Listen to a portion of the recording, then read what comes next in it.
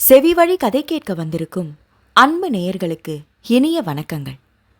எழில் அன்பு audio novels சேனலுக்கு உங்களை அன்புடன் வரவேற்கும் நான் உங்கள் RJ பிரீத்தி. கதை கேட்போம், காதுகளுக்கு இனிமை சேர்ப்போம். இந்த ஆடியோ நாவல் உங்களுக்கு பிடிச்சிருந்தா லைக் பண்ணுங்க. உங்க கருத்துக்களை கீழே கமெண்ட்ஸில் சொல்லுங்க. உங்க நண்பர்களுக்கும் ஷேர் பண்ணுங்க. நம்ம சேனலில் தொடர்ந்து கதைகளை கேட்டு மகிழ சப்ஸ்கிரைப் பண்ணுங்க. கூடவே பெல் பட்டனையும் தட்டிவிடுங்க. இப்ப கதை கேட்கலாம் வாங்க. நாம் கேட்கவிருப்பது எழுத்தாளர் எழில் அன்பின் சுந்தர பெண்ணே. நான் உங்கள் RJ பிரீத்தி. அத்தியாயம் 21. திருமண நாள் பரபரப்புடன் விடிந்தது. ஸ்ரீவதனா 4 மணிக்கே எழுந்து குளித்து விட்டு வந்ததும் அழகு கலை பெண்ணும் வந்துவிட மேக்கப் வேலையை ஆரம்பித்திருந்தனர். அதே நேரம் மாதவ் கிருஷ்ணாவும் கிளம்பிக் கொண்டிருந்தான். அவன் மனமெங்கும் மத்தாப்பு சிதறல்களாய் அவனவளின் நினைவுகள் ஆக்கிரமித்திருந்தன. கூடவே தாய் தந்தையின் நினைவு சுடர் விளக்கின் ஒளியாய் அவனின் நினைவடுக்குகளில் சுடர்விட்டன. அவர்கள் இப்பொழுது இருந்திருந்தால் எப்படி இருக்கும் என்ற எண்ணம் எழாமல் இல்லை. அவனையும் அறியாமல் பெருமூச்சொன்று கிளம்பி எழுந்தது. அப்பொழுது அவனின் அலைபேசி அழைக்க யாரென எடுத்து பார்த்தவனுக்கு மனம் நெகிழ்ந்தது. அவ்வளவு நேரமும் மனதின் மூலையில் சிறு துளியாய் ஒட்டியிருந்த தனிமை துயர் அந்நொடி அவனை விட்டு அகன்று போனது. அவனின் எல்லாமுமானவளின் அழைப்பு என்பதை அவனின் மனநிலையை எடுத்துரைக்க, ஹாய், குட் மார்னிங் சுந்தர பெண்ணே, எழுந்துட்டியா என்று உற்சாகத்துடன் கேட்டான். நான் எழுந்து குளிச்சு மேக்கப்பே ஆரம்பிச்சாச்சு மாதவ், உங்களை எழுப்பி விடலான் தான் போட்டேன் என்றாள். நான் குளிச்சுட்டே வந்துட்டேன்டா. நைட்டெல்லாம் சரியா தூக்கமே இல்லை, ஒரே கனவு, கனவெல்லாம் நீ என்று அவன் கொஞ்ச அங்கே அவளின் முகம் மேக்கப்பை மீறி சிவக்க ஆரம்பித்தது. போதும் போதும், போய் கிளம்புங்க, உங்களுக்கும் மேக்கப் செய்ய வந்துருவாங்க. நான் சொன்ன மாதிரியே ஹேர் ஸ்டைலை செய்ய சொல்லுங்க, உங்களுக்கு அது நல்லா இருக்கும் என்றாள். பண்ணிடலாம், வேற என்னெல்லாம் செய்யணும் அதையும் கூட சொல்லுங்க, செய்கிறேன் என்று அவன் தழைய, விளையாட்டு போதும் மாதவ், பாய் என்று வேகமாக அழைப்பை துண்டித்து விட்டாள். அவனின் குறும்பான பேச்சும் காதலும் அவளை கனவுலகில் மிதக்க வைக்க அதனுடனே கிளம்பினாள். எல்லாம் சரியா இருக்கான்னு ஒரு முறை பார்த்துக்கோங்க என்று அழகு கலை பெண் தன் வேலையை கச்சிதமாக முடித்துவிட்டு சொல்ல, எழுந்து கண்ணாடியில் தன் உருவத்தை பார்த்தாள் ஸ்ரீவதனா. தங்க நிறத்தில் தங்க ஜரிகையால் இலைகளும் பூக்களும் பூத்து குலுங்கிய சேலையிலும் கழுத்தை நிறைத்த தங்க ஆபரணங்களிலும் அவளும் தங்கம் போல்தான் ஜொலித்து கொண்டிருந்தாள். ரொம்ப ஓவராகவும் இல்லாம அலட்டலாவும் இல்லாம சரியா இருக்குமா என்று மகளை மனக்கோலத்தில் பார்த்து பூரிப்பில் சொன்னார் அங்கே இருந்த மஞ்சுளா. சேலை அழகா கட்டி விட்டுருக்காங்கல்லம்மா வதனா கேட்க, ஆமா, ஆனாலும் நீ இன்னும் சேலை கட்டி பழகாம ஒப்பேத்திட்டடி என்று அப்பொழுதும் ஒரு கொட்டு வைத்தார். உங்க மாப்பிள்ளைக்கு நான் மாடர்ன் ட்ரெஸ் போட்டாதாம்மா பிடிக்கும் என்று சொல்லி நாக்கை கன்னத்திற்குள் அதக்கி சிரித்து கொண்டாள். நான் அவர்கிட்ட கேட்க மாட்டேங்கிற தைரியம். சரி சரி, வாயடிக்காம இதை முதல்ல சாப்பிட்டு அப்புறம் சாப்பிட ரொம்ப நேரம் ஆகும் என்று அப்பொழுதுதான் சுட சுட தயாராகி இருந்த இட்லியை கொடுத்து மகளை சாப்பிட வைத்தார். அவருக்குமா? மாப்பிள்ளைக்கும் அந்த இளங்கோ பையன்கிட்ட கொடுத்து விட்டுட்டேன்டா என்றார். அப்போதுதான் அவளுக்கு நிம்மதியானது. அடுத்த நிமிடங்கள் பரபரப்பாக செல்ல பெண் மாப்பிள்ளை மேடைக்கு அழைக்கப்பட்டனர். மேடையில் சந்திக்கும் போது இருவரின் பார்வையும் முட்டி மோதி கன நேரத்தில் காதல் செய்து கொண்டது. முதல் முறையாக அவளை சேலையில் பார்த்து அவன் கண்களை விரித்து புருவத்தை உயர்த்தி விரல்களால் அபிநயம் பிடித்து சூப்பர் என்றான். அவள் பெருமையும் நாணமுமாக அவன் அருகே வந்து அமர, சுந்தர பெண்ணே என்பதை தவிர அவனால் வேறு எதுவும் உச்சரிக்க முடியவில்லை. பட்டு வேஷ்டி சட்டையில் அவளும் அவனை கண்குளிர கண்டு ஒருவித மோன நிலையில் இருந்தாள். இருவரும் தங்களின் துணையின் அண்மையில் லயித்து கனவுலகில் சஞ்சரித்து சுற்றியுள்ள யாரின் நினைவும் இல்லாமல் தங்களுக்கான அந்த பொன்னான நேரத்தை ரசித்து அவன் கையில் கொடுக்கப்பட்ட தாலியை கண்ணவளின் கழுத்தில் சூட்டி தன் மணவாட்டியாக்கிக் கொண்டான். குனிந்து தாலியை வாங்கிக் கொண்ட ஸ்ரீவதனாவின் கண்களில் உணர்ச்சி வசத்தில் துளிர்த்த நீர்த்துளி சரியாக அவள் தாலியில் வந்து விழுந்தது. போராடி காத்திருந்து தன்னவனை கைப்பிடித்த பொன்னான தருணம். மனம் பெருமிதத்தில் விம்மியது. அவள் மனநிலை புரிந்து எப்பொழுதும் போல அவள் கையை அழுத்தமாக பற்றி கொண்டான் மாதவ் கிருஷ்ணா. இருவரும் தங்கள் மகிழ்ச்சியை பகிர்ந்து கொள்வது போல ஒருவரின் முகத்தை ஒருவர் பார்த்து புன்னகைத்துக் கொண்டனர். அடுத்த சடங்குகள் ஆரம்பிக்க அனைத்திலும் மகிழ்ச்சியுடனே கலந்து கொண்டான் மாதவ். இளைய மகளின் திருமணம் மனதிற்கு நிறைவுடன் நடந்தாலும் தங்கள் முறைப்படி செய்யும் திருமண சடங்குகளுக்கு அவனின் முகம் மாறுகிறதா என்று கண்கொத்தி பாம்பாக பார்த்து கொண்டிருந்தார் சுரேஷ். தனக்கு எல்லாமுமாக இருப்பவளை தனக்கே தனக்கென்று மாற்றிக்கொள்ளும் சடங்குகளில் அவன் எப்படி சுணங்குவானாம்? இரட்டிப்பு மகிழ்ச்சியுடன் அவர்கள் சொன்னதையெல்லாம் செய்தான். கூடுமானவரை வதனாவின் கையை விடாமல் பற்றி கொண்டிருந்தான். அட, கொஞ்ச நேரம் அவ கையை விடுங்க டாக்டர், என்னவோ நாங்க கடத்திக்கிட்டு போற மாதிரி எப்பவும் பிடிச்சிக்கிட்டே இருக்கீங்க என்று காலையில்தான் கல்யாணத்திற்கு வந்து சேர்ந்த ஜனனி கேலியாக சொல்ல, ஏன் விடணும்? இந்த நாளுக்காக நாங்க கிட்டத்தட்ட 1.5 இயர்ஸா காத்திருக்கோம். இனி யாரும் ஏன் அவ கையை பிடிச்சிருக்கேன்னு என கேள்வி கேட்க முடியாது. இது எனக்கே எனக்கான கை என்றவன் அவளின் கையை தூக்கி நெஞ்சோடு அழுத்தி கொண்டான். ஸ்ரீவதனாவின் முகம் நாணத்தில் தத்தளிக்க சுற்றி இருந்தவர்கள் சிரிக்க ஆரம்பித்தனர். சுரேஷ் மட்டும் காதில் புகை வராத குறையாக பார்த்து கொண்டிருந்தார். மெட்டி போட சொல்ல ஹம்மியில் கால் வைத்தவளின் பாதத்தை மென்மையிலும் மென்மையாக பற்றி மெட்டியை போட்டுவிட்டு நிமிர்ந்து அவளை பார்த்து புன்னகைத்தான். அவனையே காதல் பொங்க பார்த்து கொண்டிருந்தாள் ஸ்ரீவதனா. அப்படியே குனிந்து அவன் நெற்றியில் இதழ் பதிக்கும் ஆசை துளிர்த்தது அவளுக்குள். ஆனால் சுற்றி இருந்தவர்களை கருத்தில் வைத்து தன்னை அடக்கிக் கொண்டாள். அவளின் எண்ணத்தை அவள் கண்களில் படித்தானோ என்னவோ.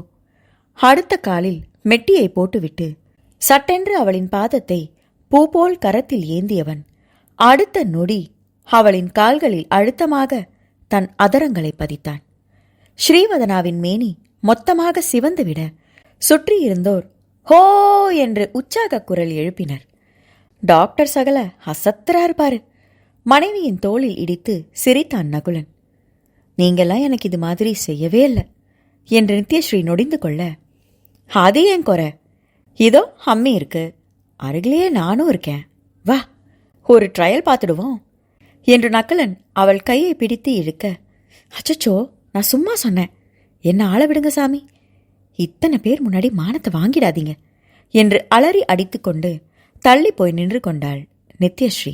மாதவின் செய்கையை இளையவர்கள் பார்த்து மகிழ்ந்து ஒருவருக்கொருவர் கேலியில் இறங்க பெரியவர்கள் சங்கடத்துடன் நெளிய சுரேஷ் தலையில் அடித்துக்கொண்டு ஏதோ வேலை இருப்பது போல அங்கிருந்து வேகமாக நகர்ந்தார். கொண்டாட்டமும் உற்சாகமுமாக நேரம் செல்ல விருந்தினர்களுடன் புகைப்படம் எடுக்க ஆரம்பித்தனர். அது முடிந்ததும் அவர்களை மட்டும் நிற்க வைத்து விதவிதமாக புகைப்படம் எடுத்து தள்ளினார் புகைப்படக் கலைஞர். வதனாவை கையில் தூக்கியபடி போஸ் கொடுக்க சொல்ல உடனே சட்டென்று அவளை கைகளில் ஏந்தி கொண்டான். இவன் என்ன இப்படியெல்லாம் போட்டோ எடுக்கிறான், நல்லாவே இல்லை, நான் போய் உடனே நிறுத்த சொல்றேன் என்று மனைவியிடம் கொதித்துவிட்டு செல்ல போன சுரேஷை மஞ்சுளா தடுத்து நிறுத்தினார். இந்த காலத்துல இதை விட எப்படியோ போட்டோ எடுக்கிறாங்க, அதை விட இது ஒன்றும் மோசம் இல்லை, பேசாம இருங்க. நேத்து நைட்டு தான் எடுக்க வேண்டான்னு சொன்னீங்க, ஆனா இன்னைக்கு அவங்க 2 பேரும் புருஷன் பொண்டாட்டி, இனிமே போய் நீங்களோ நானோ மூக்க நுழைக்க முடியாது, நீங்க இங்க வாங்க என்று அவரை வேறு பக்கம் அழைத்து சென்றார் மஞ்சுளா. கல்யாணம் ஆயிட்டா அவ என் பொண்ணு இல்லைன்னு ஆயிடுமா? ஏன் முன்னாடியே இப்படி போஸ் கொடுத்துட்டு இருக்கா என்று மருமகனை யாரோ போல் மனதிற்குள் கரித்து கொட்டி கொண்டிருந்தார். சென்று கொண்டே மீண்டும் திரும்பி பார்க்க இப்பொழுது வதனாவை கைகளில் வளைத்து தாங்கி அப்படியே குனிந்து அவள் நெற்றியில் முத்தமிடும் போஸை மாதவ் கொடுத்து கொண்டிருக்க, ஐயோ என்று மனதிற்குள் அலறியபடி பார்வையை வேகமாக திருப்பிக் கொண்டார். இவன் செய்யறது சரியே இல்லை. இப்போதும் அவரின் மனதின் முணுமுணுப்பு அடங்கவே இல்லை. நித்யஸ்ரீ திருமணத்தில் தனியாக ஒரு பூங்காவிற்கு அழைத்து சென்று இதுபோல ஜோடியாக புகைப்படம் எடுத்ததால் அவருக்கு ஒன்றும் வித்தியாசமாக தெரியவில்லை. ஆனால் இப்பொழுது இளைய மகளுக்கு மேடையில் வைத்தே அப்படி புகைப்படம் எடுக்க உள்ளுக்குள் கொதித்து போனார் அவர். இரவு புகைப்படம் எடுக்க வேண்டாம் என்று அவர் தடை சொன்னதாலோ என்னவோ இருக்கும் பிலிமையெல்லாம் காலி செய்ய மேடையில் வைத்தே புகைப்படமாக எடுத்து தள்ளினார் புகைப்படக் கலைஞர். சுரேஷின் காதில் புகை வர வைத்து ஒரு வழியாக புகைப்படம் எடுத்து முடித்துவிட்டு சாப்பிட்டதும் சிறிது நேரம் நண்பர்களுடன் அமர்ந்து பேசிக் கொண்டிருந்தனர். அப்பொழுது அங்கே வந்த இளங்கோ, அடுத்து என்ன மாதவ், வீட்டுக்கு எப்ப கிளம்பணும் என்று கேட்டான். தெரியல இளங்கோ என்றவன் கேள்வியாக மனைவியை பார்த்தான். மண்டபத்திலிருந்து மாப்பிள்ளை வீட்டுக்கு தான் முதல்ல போகணுமா? இங்க நம்ம வீடு இல்லாததுனால நகுலன் அத்தான் வீட்டுக்கு போய் அங்க பாலும் பழமும் சாப்பிட்டுட்டு அதுக்கப்புறம் எங்க வீட்டுக்கு போகணும்னு அப்பா சொன்னாரு என்றாள் ஸ்ரீவதனா. அவளை யோசனையுடன் பார்த்தவன் தாடியை நீவிக்கொண்டான். என்ன யோசிக்கிறீங்க மாதவ்? மனைவி கேட்க, அண்ணா எல்லி, அண்ணா எங்க?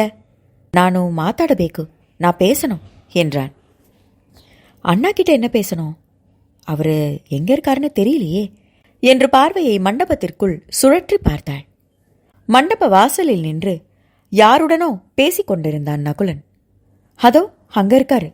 அவள் சுட்டி காட்ட, நானே போய் பேசிட்டு வரேன் என்று எழுந்து சென்றான். அவன் சென்று கொண்டிருக்கும் போதே பேசி முடித்துவிட்டு எதிரே வந்தான் நகுலன். மாதவை பார்த்ததும், என்ன மாதவ்? நகுலன் கேட்க, அண்ணா எனக்கு ஒரு ஹெல்ப் என்றான் நகுலனிடம். சொல்லுங்க மாதவ். என் பக்கம் சடங்கெல்லாம் உங்க வீட்டில் வச்சு செய்ய போறதா வதனா சொன்னா. ஆமா, அப்படிதான் மாமா சொல்லிட்டு இருந்தாரு. அதுக்கு தான் காரை ரெடி பண்ணி வைக்க சொல்லிட்டு வரேன். நான் சொல்றத நீங்க இப்போ சரியா புரிஞ்சுக்குவீங்கன்னு நம்பிக்கையில தான் சொல்றேன் அண்ணா. நீங்க தவறா எடுத்துக்க கூடாது. எதுக்கு மாதவ் இவ்ளோ பீடிக? பளிச்சுன்னு சொல்லுங்க என்று நகுலன் சொன்ன பிறகும் மாதவிடம் சிறிது தயக்கம் இருக்கவே செய்தது. உங்க வீட்டுக்கு ஒரு நாள் நான் கண்டிப்பா வரேன். ஆனா இன்னைக்கு வேண்டாண்ணா. இன்னைக்கு வதனா பக்க சடங்கு மட்டும் செய்யலாம். என் பக்க சடங்க ஊர்ல போய் எங்க வீட்டில் அப்பா அம்மா வாழ்ந்த இடத்துல செய்ய ஆசைப்படுறேன் என்றான். அவனை கனிவுடன் பார்த்த நகுலன், உங்க ஆசை நியாயமான ஆசைதான் மாதவ். உங்க ஃபீலிங்ஸ் எனக்கு புரியுது. உங்க விருப்பப்படியே செய்யலாம் என்றான் நகுலன். உங்க பேரண்ட்ஸ், அவங்க கிட்ட நான் சொல்லிக்கிறேன். ரொம்ப தேங்க்ஸ் அண்ணா. நமக்குள்ள இதெல்லாம் எதுக்கு, விடுங்க. ஆனா மாமா தான் என்ன சொல்வாரோ எனக்கு தெரியல என்று தயங்கினான் நகுலன். அதை நான் பார்த்துக்கிறேன்னா என்று கண்களை சிமிட்டினான். ஏதோ விவகாரமா செய்ய போறீங்க போல இருக்கே, என்ன அது? நகுலன் ஆர்வமாக கேட்க, இன்னும் ஸ்வல்ப சமயத்தள்ளி கொத்தாகத்தே, இன்னும் கொஞ்ச நேரத்தில் தெரியும் என்றான் மர்ம சிரிப்புடன். அவன் சொன்னது புரியாமல் முழித்தவனிடம் விளக்கம் சொல்லிவிட்டு அங்கிருந்து நகர்ந்தான். சற்று நேரத்தில் மணப்பெண் அறையில் சுரேஷின் குரல் சத்தமாக ஒலித்தது. அத்தாங்கிட்ட என்ன சொன்னீங்க மாதவ்? அப்பா இப்படி சத்தம் போடுறாரு? பயத்துடன் கணவனிடம் கேட்டாள் ஸ்ரீவதனா. அங்க போய் பாரு, உனக்கே தெரியும் என்றான் அலட்டிக் கொள்ளாமல். நீங்களும் என் கூட வாங்க என்று அவனின் கையை பிடித்து அழைத்தாள். நீ முன்னாடி போ, என்னை பார்த்தா இப்ப இன்னும் டென்ஷன் ஆவாரு என்று அவளை மட்டும் அனுப்பி வைத்தான். இதெல்லாம் சரியே இல்லை, சொல்லிவே அவன்கிட்ட. கல்யாணம் முடிஞ்சதும் அவன் வேலையை காட்டுறானா என்று சுரேஷ் மனைவியிடம் கத்திக் கொண்டிருக்க, ஏங்க இப்ப அவர் நம்ம மாப்பிள, அந்த மரியாதையை கொடுங்க என்று மஞ்சுளா அதட்ட, ஆமா மாப்பிள, பெரிய மாப்பிள. நான் இந்த கல்யாணத்துக்கு சம்மதிக்கலனா அவன் என் மாப்பிள ஆயிருப்பானா என்று எகத்தாளமாக கேட்டார். அதெல்லாம் இப்ப பேசக்கூடாதுங்க. முன்னாடி எப்படி இருந்தாலும் இப்ப மாப்பிளைக்குண்டான மரியாதையை நாம கொடுத்துதான் ஆகணும். அப்பதான் நம்ம பொண்ணு வாழ்க்கை நல்லா இருக்கும். இல்லனா என்ன பண்ணிடுவானா நம்ம பொண்ண? அப்படி ஏதாவது செஞ்சா நான் சும்மா இருக்க மாட்டேன் என்று தவ்வினார். இப்ப என்னப்பா பிரச்சனை என்றபடி உள்ளே வந்தாள் ஸ்ரீவதனா. அவர் கடைசியாக சொன்னது மட்டும் அவள் காதில் தெளிவாக விழுந்திருந்தது. ஒன்னும் இல்லடா, இங்க வா. அவ்வளவு நேரம் கொதித்து கொண்டிருந்தவர் மகளை பார்த்ததும் அப்படியே பாகாக உருகினார். அவள் அருகில் வந்ததும் அவளின் தோளில் கையை போட்டு பாசமாக அணைத்து கொண்டவர், பாரு, இப்பதான் கல்யாணம் முடிஞ்சிருக்கு. அவ ஒரு 2 நாள் நம்ம வீட்டில் இருக்கணும்னு எனக்கும் ஆசை இருக்காதா என்று மனைவியிடம் கேட்டார். மாப்பிள்ள ஆசையும் நம்ம நினைக்கணுங்க என்றார் மஞ்சுளா. நீங்க 2 பேரும் என்னம்மா பேசிக்கிட்டு இருக்கீங்க என்று புரியாமல் இருவரையும் பார்த்தாள் மகள். அப்போது அறைக்குள் நித்யஸ்ரீயும் நகலனும் வந்து அவர்கள் பேச்சை கலைக்காமல் நின்றனர். நம்ம வீட்டில் நீ 2 நாள் இருந்துட்டு அப்புறம் பெங்களூருக்கு அனுப்பி வைக்கலான்னு அப்பா முடிவு செஞ்சிருந்தேன்டா. ஆனா அவன் என்று ஆரம்பித்தவர் மகளின் முகத்தை பார்த்துவிட்டு, ஆனா உன் புருஷன் இன்னைக்கு சாயந்தரமே பெங்களூருக்கு போகணும்னு ஃப்ளைட் டிக்கெட் எடுத்துட்டாராமா. அது மட்டுமா, மாப்பிள்ளை முறை சடங்கெல்லாம் பெரிய மாப்பிள்ளை வீட்டில் வச்சு செய்வோன்னு சொன்னதுக்கு வேண்டான்னு சொல்லிட்டு பெங்களூர்ல அவர் வீட்டில் தான் வச்சு செய்ய போறேன்னு சொல்லியிருக்காரு. இதெல்லாம் நல்லாவா இருக்கு? அங்க வச்சு சடங்கு செய்ய அங்க யார் இருக்கா? பெத்தவங்க உயிரோட இல்லாம அவர் ஏன் அங்கதான் தான் சடங்கு செய்யணும்னு சொல்றாரு என்று ஆதங்கமாக கேட்டார் சுரேஷ். ஸ்ரீவதனாவிற்கு என்ன சொல்வதென்றே புரியவில்லை. மாதவின் நியாயமான ஆசையும் புரிந்தது. அதே நேரம் தந்தையின் ஆதங்கமும் புரிந்தது. ஆனால் தந்தைக்கு ஆதரவாக பேச அவளால் முடியவில்லை. மாதவி இப்படி முடிவெடுத்திருந்தால் அதற்கு நியாயமான காரணம் இருக்கும் என்று அவளுக்கு தெரியும். திருமண விஷயத்தில் எல்லாம் சுரேஷின் விருப்பப்படிதான் நடந்தது. அதற்கு மாதவும் எந்த மறுப்பும் சொல்லவில்லை. இப்போது மாதவின் விருப்பப்படி நடப்பதில் தவறில்லை என்றுதான் அவளுக்கு தோன்றியது. கூடவே தந்தை சொன்ன வார்த்தை மனதின் ஓரம் உறுத்த, அவருக்கு சொந்தக்காரங்க எல்லாம் அங்க இருக்காங்கப்பா, அதோட அவருக்கு இனி நான் இருக்கேனே, இனி அவரை யாரும் இல்லாதவர்னு சொல்லாதீங்க, மனசுக்கு கஷ்டமா இருக்கு என்றாள்.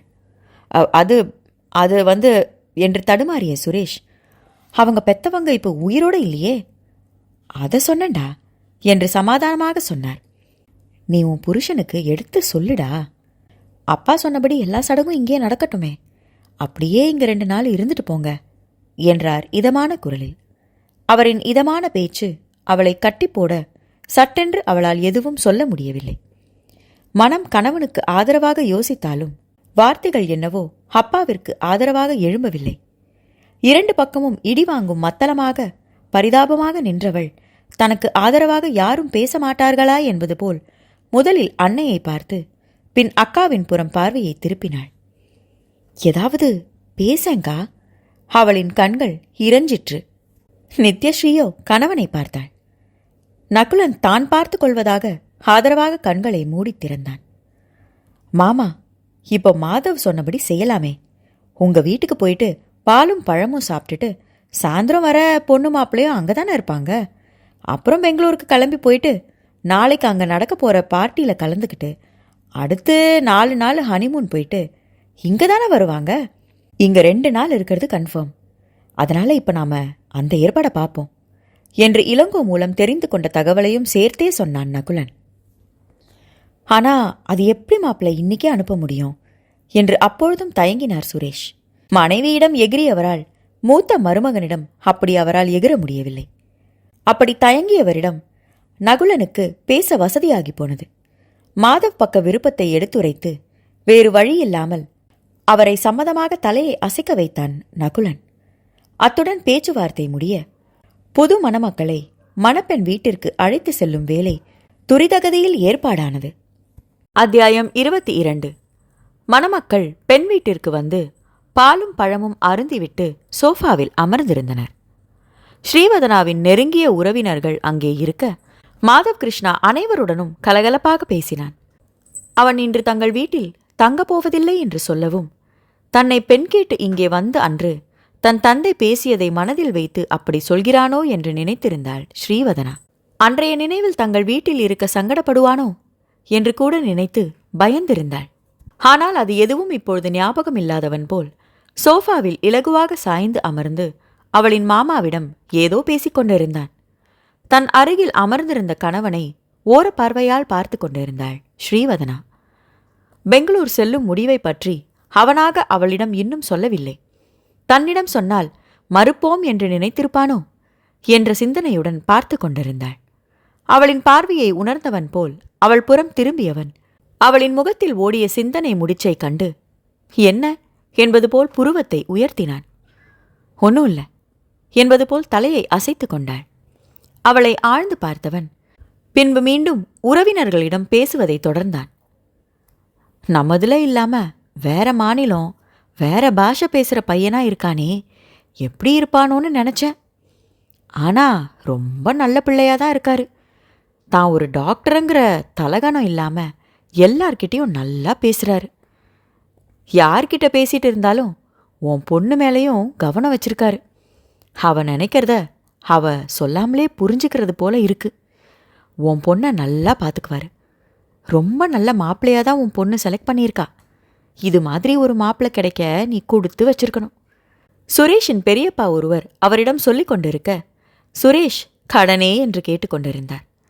அந்த பெரியவர் மட்டுமல்ல, நேற்றிலிருந்து பலரும் இதே மாதிரி வேறு வேறு வார்த்தைகளை போட்டு மாதவ் கிருஷ்ணாவை பற்றி பெருமையாக பேசியிருந்தனர். அனைத்தையும் கேட்டுக்கொண்டாலும் அவருக்கு மட்டும் ஏனோ நல்ல மருமகன் கிடைத்திருக்கிறான் என்ற பெருமை மட்டும் ஏற்படவில்லை.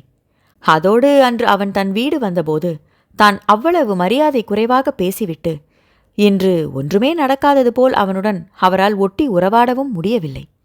அதனால் அவன் இருக்கும் பக்கமே வராமல் தள்ளி இருந்தே அவ்வப்பொழுது அவனின் மீது ஒரு பார்வையை வைத்திருந்தார். வெறும் பார்வையுடன் நிறுத்தி கொள்ளாமல் தன் வீட்டில் இருப்பதால் அவனிடம் எதுவும் பிடித்தமின்மை இருக்கிறதா என்று ஆராய்ச்சியும் நடத்தி கொண்டுதான் இருந்தார். அவனிடம் அப்படி எதுவும் தெரியவில்லை என்பதில் ஏமாற்றமா, நிம்மதியா, என்ன மாதிரி உணர்வுகள் என்று அவருக்கே தெரியவில்லை. ஒவ்வொருவருக்கும் ஒவ்வொரு உணர்வுடன் நேரம் செல்ல மதிய உணவு நேரம் முடிந்ததும் மாதவ் அருகில் வந்தாள் ஸ்ரீவதனா. மாதவ் ட்ரெஸ்ஸை மாற்றிட்டு கொஞ்ச நேரம் ரெஸ்ட் எடுக்கிறீங்களா என்று கேட்டாள். ஓகே தான், அதுவும் ரூமாக இருந்தால் இன்னும் டபுள் ஓகே என்றான் கண்களை சிமிட்டி. அவனை போலியாக முறைத்தவள், என் ரூம் தான் வாங்க என்று அவனை அழைத்து சென்று அறையின் வாயிலில் நின்று கொண்டு, போய் மாற்றிட்டு வந்துருங்க மாதவ், உங்கள் ட்ரெஸ்ஸை கட்டில் பக்கத்தில் இருக்கிற மேஜையில் வச்சிருக்கேன் என்றாள். ஏன், நீ உள்ள வர மாட்டியா? அவன் எதிர்பார்ப்புடன் கேட்க, வர முடியாது என்று பிகு செய்தாள். ஏகே, ஏன்? ஏமாற்றத்துடன் கேட்டான். நீங்கள் மட்டும் எல்லாம் என்கிட்ட சொல்லிட்டா செய்றீங்க, நான் மட்டும் ஏன் சொல்லணும் என்றாள் முறைப்புடன். அப்படி நான் உன்கிட்ட சொல்லாம என்ன செஞ்சனா? குறும்பு சிரிப்புடன் கேட்டான். அப்போ நீங்க எதுவுமே என்கிட்ட சொல்லாம செய்யல அப்படிதானே? உர்ரி என்ற முகத்துடன் கேட்டாள். தோளை மட்டும் அவன் குலுக்க, நீங்க என்னவோ முடிவு பண்ணிட்டு செய்யற மாதிரி இருக்கு, அது என்னன்னு தான் தெரியல என்று அவனை யோசனையுடன் பார்த்து கொண்டே சொன்னாள். ஹலதா, அப்படியா என்று புருவமுயர்த்தி கேட்டான். என கிண்டலா? அவளின் முறைப்பு கூட. அவளுக்கு பதில் சொல்லாமல் அறைக்குள் சென்றவன், 1 நிமிஷம் பன்னியிலி, 1 நிமிஷம் இங்க வா என்று அழைத்தான். எதுக்கு என்றவள் உள்ளே செல்லவில்லை. அவளின் கையை பிடித்து சுண்டி இழுத்து அடுத்த நிமிடம் கதவை அடைத்தவன் அதே வேகத்தில் அவளை தன் கைகளுக்குள் கொண்டு வந்திருந்தான். என்ன நடந்தது என்று உணர்ந்து கொள்ளவே அவளுக்கு ஒரு வினாடி தேவைப்பட்டது. உணர்ந்தபொழுது அவனது இறுகிய அணைப்பிற்குள் இருந்தாள். என்ன இது, விடுங்க, வெளியில எல்லாரும் இருக்காங்க என்று அவனின் கை சிறையை விலக்க முயன்றாள். அவனின் பிடி இறுக்கமானது மட்டும் இல்லாமல் அவளின் கழுத்தில் வாகாக முகத்தை புதைத்து கொண்டான். மாதவ், என்ன இப்படி? வெளியில எல்லாரும் இருக்கும்போது நாம ரூமுக்குள்ள இப்படி இருக்கிறது எப்படியோ இருக்கு, ப்ளீஸ் விடுங்க என்றாள் கெஞ்சலாக. தன் இறுகிய அணைப்பை விடுவித்து அவள் முகம் நோக்கியவன், என் முடிவுக்கு காரணம் இப்போ உனக்கு புரிஞ்சிருக்குமே என்று ஒற்றை புருவத்தை ஏற்றி இறக்கி கேட்டான். அவனின் செய்கையில் மயங்கியவளுக்கு அதுவரை இருந்த முறைப்பெல்லாம் காணாமல் போக நாண சிரிப்பில் அவளின் உதடுகள் விரிந்தன. என்ன, ஓகேவா என்று குறும்பு புன்னகையுடன் கேட்டான். பதில் சொல்லாமல் அவன் மார்பில் முகம் புதைத்து கொண்டாள். உன்கிட்ட சொல்லாம நான் முடிவெடுத்தது பிடிக்கலையா? நீ என்ன புரிஞ்சிருப்பேன்னு நினைச்சேன் என்றான். நீங்க சொல்லாமலே புரிஞ்சது, அதான் நான் அப்பா கிட்ட கூட அவர் சொல்றதுதான் சரின்னு நான் சொல்லவே இல்லை என்றாள். அது அவனுக்கு மகிழ்ச்சியை தர அவளின் முகத்தை கைகளில் தாங்கி தன் அதரங்களை நெற்றியில் பதித்தான். பின் தன்னை விட்டு அவளை தள்ளி நிறுத்தி தலை முதல் கால் வரை ஆராய்ந்தான். ஏன் அப்படி பார்க்குறீங்க? அவள் புன்னகையுடன் கேட்க, இன்னைக்குதான் உன்னை சாரியில பார்க்குறேன், ತುಂಬ ಚೆನ್ನಾಗಿದೆ, ரொம்ப நல்லா இருக்கு, ನನಗೆ ಇಷ್ಟ ಆಯಿತು, எனக்கு பிடிச்சிருக்கு, இன்னைக்கு நைட்டு நீ சாரி கட்டு என்றான் ரசனையுடன். ஐயோ, எனக்கு சேலை கட்ட தெரியாதே என்று உள்ளுக்குள் அலறினாலும் வெளியே சம்மதமாக தலையை அசைத்தாள். சரி, நீங்க ட்ரெஸ்ஸை மாத்திட்டு ரெஸ்ட் எடுங்க, நான் வெளியில போறேன் என்றாள். ஹோகபேடா, போகாத, இங்கே இரு என்றான். ப்ளீஸ் மாதவ், நான் அக்கா ரூமில் போய் ட்ரெஸ்ஸை மாற்றிட்டு அப்படியே அவங்க கூட கொஞ்ச நேரம் பேசிட்டு குட்டீஸ் கூட டைம் ஸ்பெண்ட் பண்ணிட்டு வரேன். கல்யாண பிஸியில் 2-3 நாளாக அவங்க கூட சரியா பேசக்கூட இல்லை. நாம் இன்றைக்கே வேற ஊருக்கு கிளம்பி போகிறோம், இல்லைனா கூட அப்புறம் பேசிக்கலான்னு இருக்கலாம் என்றாள் கெஞ்சலாக. அதில் மனம் இறங்கியவன், ஓகே போயிட்டு வா, நாம் 5 o'clock இங்கேருந்து கிளம்பணும், பேகா வா, சீக்கிரம் வா. என்று சொல்லிவிட்டு அனுப்பி வைத்தான். சரி என்றவள் கதவை திறந்து வெளியே சென்றாள்.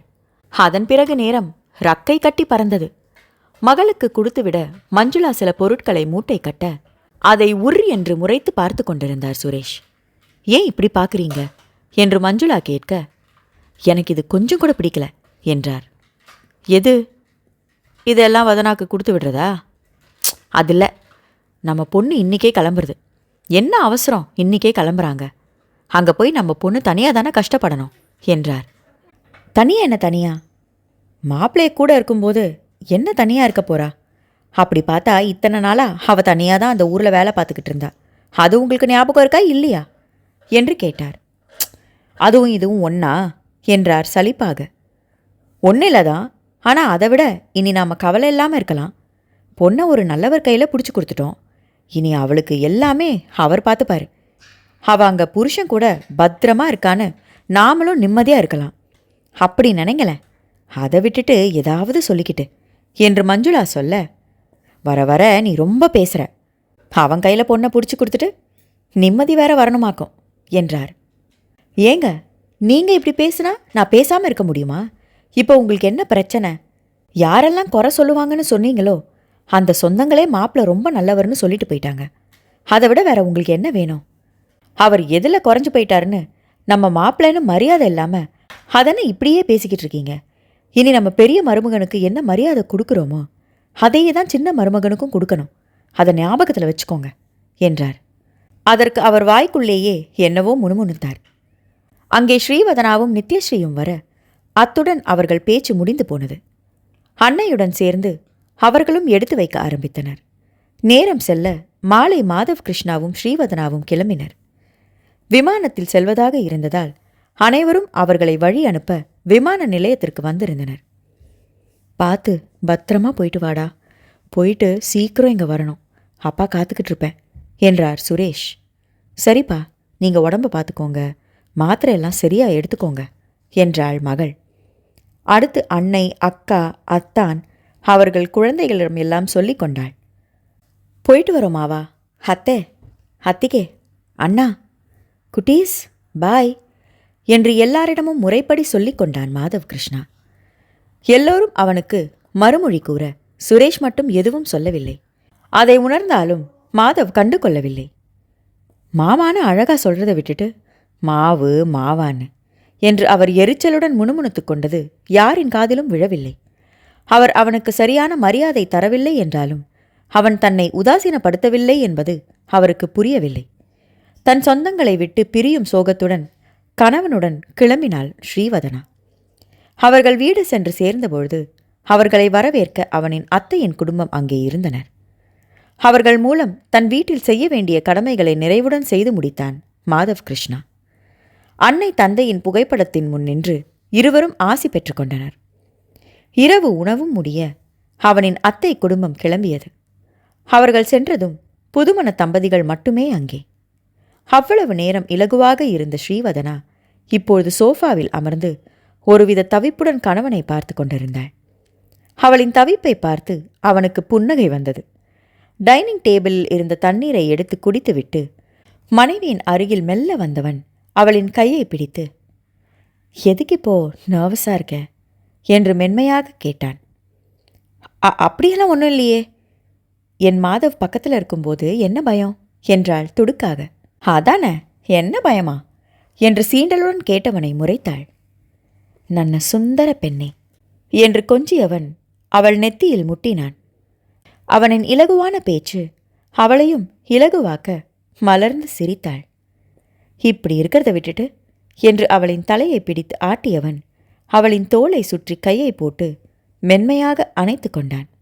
காதலர்களாக இருந்த போதை விட இப்போதைய அணைப்பு இருவருக்கும் நெகிழ்வை தந்தது. தன் மனைவி இவள், தன் கணவன் இவன் என்ற உரிமை உணர்வு தரும் உன்னதத்தை இருவரும் அந்த கணம் மனதார உணர்ந்தனர். இதே வீட்டிற்குள் பகலில் வந்து அவனுடன் நேரம் செலவழித்திருக்கிறாள். அப்போதெல்லாம் வரம்பு மீறாமல் இருவரும் இழைவதுண்டு. ஆனால் அதில் ஒரு கட்டுப்பாடு இருக்கும். எல்லையை மீறிவிடக்கூடாது என்ற கவனம் இருக்கும். இன்று அப்படி எதுவும் இல்லாமல் உரிமையுடன் இருப்பது இருவருக்குமே பிடித்திருந்தது. அந்த கணத்தை ரசித்த வண்ணம் சில நொடிகள் இருந்தனர். இருவரின் கை விரல்களும் ஒன்றுடன் ஒன்று பிணைத்து தங்கள் உரிமையை நிலைநாட்டிக் கொண்டது. அவளின் கையை எடுத்து தன் உதட்டில் வைத்து ஒற்றிக்கொண்டவன், எத்தனையோ இரவு இந்த வீட்டில் தனியாக இருந்திருக்கேண்டா. அப்பெல்லாம் ஒரு வித சலிப்பாக இருக்கும், தனிமை சுடும்.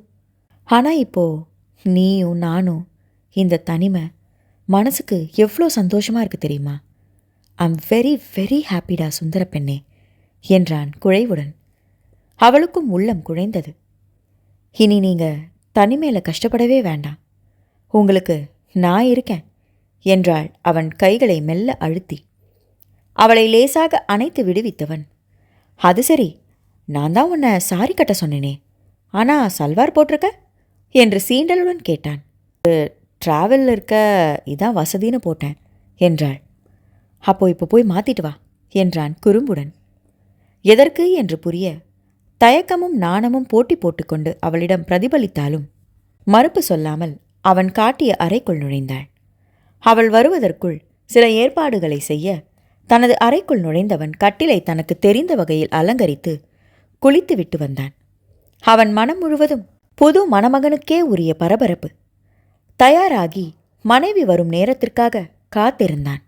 காத்திருப்பின் நேரம் நீண்டு கொண்டே செல்ல அறையை விட்டு வெளியே வந்தான். இன்னும் அவள் குளிக்க சென்ற அறை பூட்டி இருக்க தன் காத்திருப்பை சோஃபாவில் அமர்ந்து தொடர ஆரம்பித்தான். அவனை காத்திருக்க வைத்தவளோ உள்ளே சேலையுடன் போராடி கொண்டிருந்தாள். யூடியூப் பார்த்து சேலையை கட்டிவிடலாம் என்ற நினைப்பில் வேகமாக கணவனின் ஆசைக்கு சம்மதித்திருந்தாள்.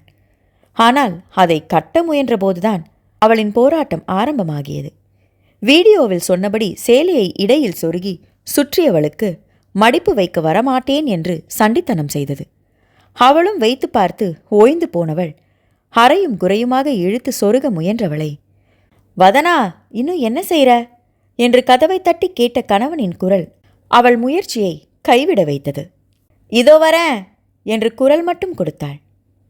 நீ இந்த ரூமுக்கு வந்து ரொம்ப நேரம் ஆயிடுச்சு, இன்னும் எங்க வர்ற என்று அழுத்து கொண்டவன், முதல கதவை தர என்றான். இன்னும் கொஞ்ச நேரம் மாதவ் என்றாள். சீக்கிரம் தர என்றான் பிடிவாதமாக.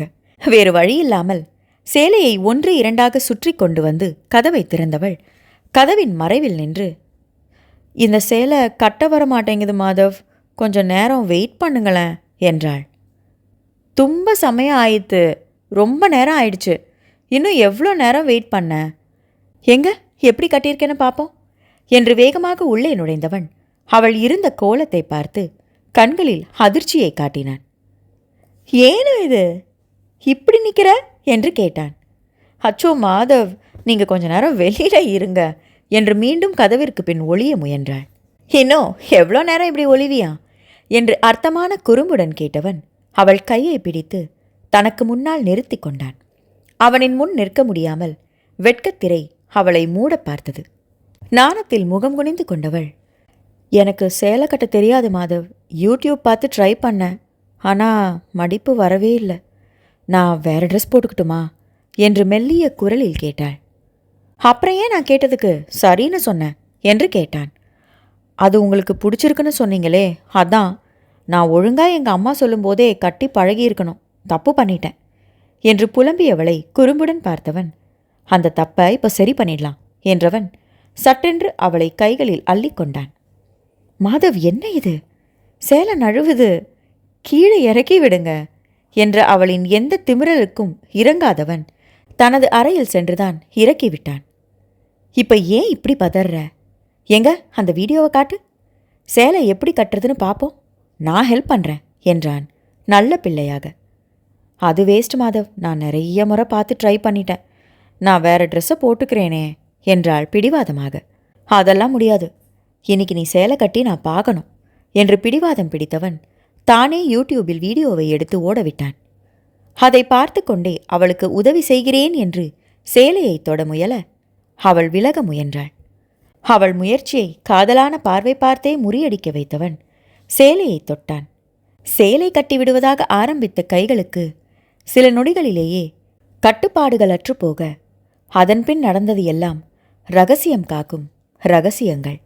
நேரம் மெல்ல மெல்ல நகர சேலை இல்லாமல் சேலை கட்டுவது எப்படி என்ற ஆராய்ச்சி வெற்றிகரமாக அங்கே அரங்கேறியது.